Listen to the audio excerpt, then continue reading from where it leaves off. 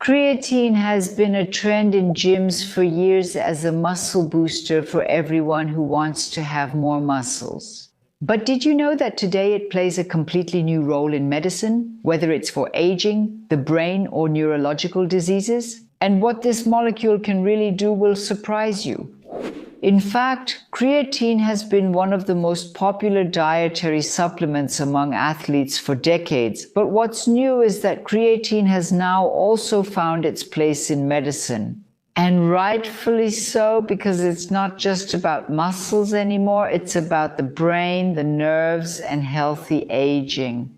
What exactly is creatine? Creatine is a substance produced by our own bodies, which we can make in the liver, kidneys, and pancreas. About 1/2 of an ounce per day.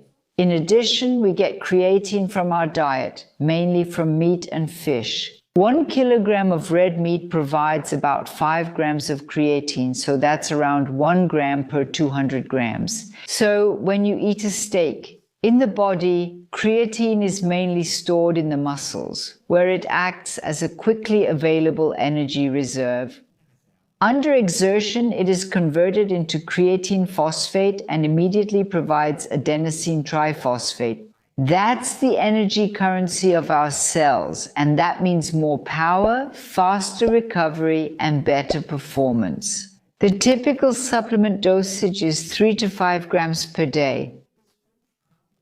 This amount is enough to optimally fill the intramuscular stores. Creatine monohydrate is considered the gold standard because it is the most well-studied, affordable, and also works reliably. What does science say about it?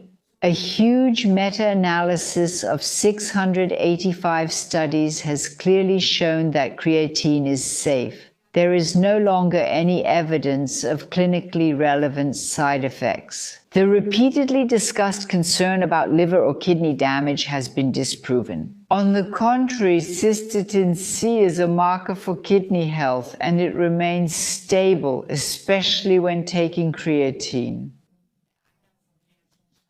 And now it gets even more exciting. Creatine shows effects beyond sports.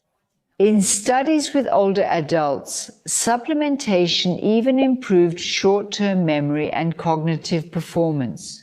My goodness, that's really something. And for neurological diseases such as Parkinson's, multiple sclerosis, or even depression, there are initial positive indications and data, but these still need to be further investigated. The use in sarcopenia, which is age-related muscle loss, is particularly interesting. Here, creatine can help stabilize muscle strength and function when combined with exercise. Creatine is also used in geriatrics. Creatine has become an interesting topic because many older people lack protein, and they can actually benefit even more from supplementation for this reason. Now let's take another look at when you should be cautious with creatine.